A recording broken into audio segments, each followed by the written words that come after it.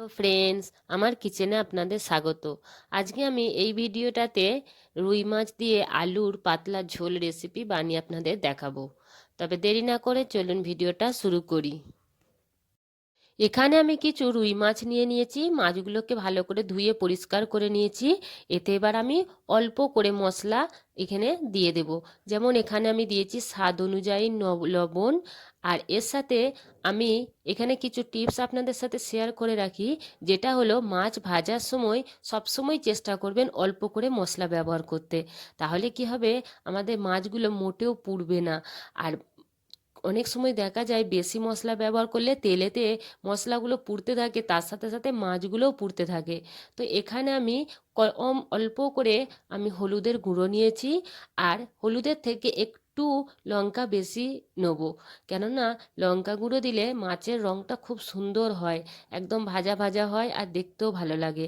আর এখানে আমি কিছু তেল দিয়ে দেবো, সর্ষের তেল। এগুলো দিয়ে ভালোভাবে আমি একটু মিশিয়ে 10 মিনিটের জন্য এগুলোকে আমি এইভাবেই ছেড়ে রেখে দেবো।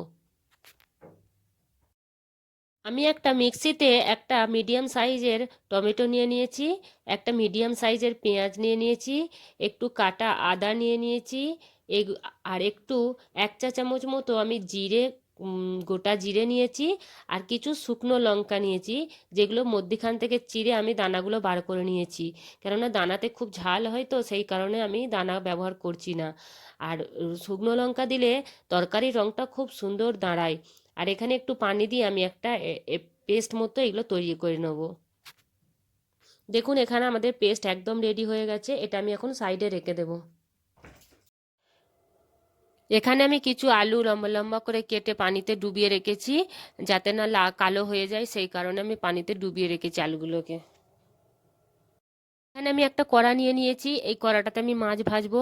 মাছ ভাজার আগে কড়াটা আমি খুব ভালোভাবে গরম করে নিয়েছি, যেন ধোঁয়া বেরিয়ে যায় সেরকম গরম করে নিতে হবে।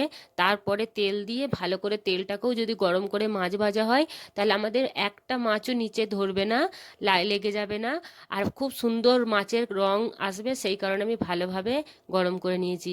এবার আমি মাছগুলোকে একটা একটা করে এই তেলেতে দিয়ে দেবো। তেল খুব ভালোভাবে গরম হয়ে গেছে। মাছ দিবার সময় জোরে আঁচে মাছ দিতে হবে।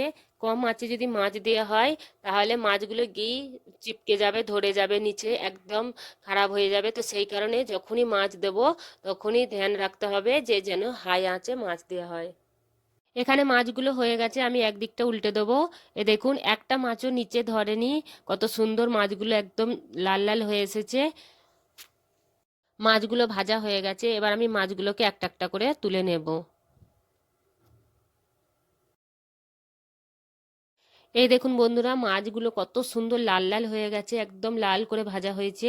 তো এইভাবে যদি প্রসেস ফলো করেন তাহলে দেখবেন খুব সুন্দর মাছ ভাজা হবে।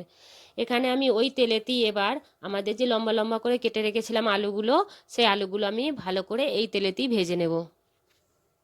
আলুগুলো ভাজা হয়ে গেছে, এবার আলুগুলো আমি তুলে নেব। আলুগুলো তুলে নেওয়ার পরে এতে অনেকটাই তেল আছে, আমি এত তেল ব্যবহার করব না, একটু তেল এখান থেকে আমি তুলে নেব। এতে আমি একটু কালো জিরে আর দুটো তেজপাতা আমি এই তেলেতে দিয়ে দেব। কালো জিরা তেজপাতাটা হয়ে গেছে। এতে আমি একটা মিডিয়াম সাইজ পেঁয়াজ কেটে টুকরো টুকরো করে কেটে রাখা দিয়ে দিলাম। এতে একটু স্বাদ অনুযায়ী লবণ দিয়ে দেব। পেঁয়াজটা লাল লাল হয়ে গেছে, এবার আমি যে বেটে রেখেছিলাম মশলাটা সেটা দিয়ে দেব। আর এর সাথে আমি আরও কিছু শুকনো মশলা অ্যাড করব। যেমন আছে 1 চা চামচ জিরে ধনের পাউডার, 1 চা চামচ কাশ্মীরি লঙ্কা গুঁড়ো, 1 চা চামচ হলুদ গুঁড়ো। এগুলোকে দিয়ে আমাদের ভালোভাবে নাড়তে হবে, অথবা ধিমে আছে কিছুক্ষণের জন্য রেখে দিতে হবে, যতক্ষণ পর্যন্ত না ওপরে তেল চলে আসে। কারণ যদি মশলা কাঁচা থেকে যায় তাহলে আমাদের তরকারির টেস্টটাই নষ্ট হয়ে যাবে। মশলাটা একদম রেডি হয়ে গেছে। এবার এতে আমি ভেজে রাখা আলুগুলো দিয়ে দেব। আলুগুলোকে নেড়ে এতে আমি একটু পানি দিয়ে কিছুক্ষণের জন্য ঢাকা দিয়ে রেখে দেবো, যতক্ষণ পর্যন্ত আলুগুলো না সেদ্ধ হয়ে যায়। একটা আলু এইভাবে কেটে দেখতে হবে যে আলুটা সেদ্ধ হয়েছে নাকি। এখানে আলুগুলো সেদ্ধ হয়ে গেছে।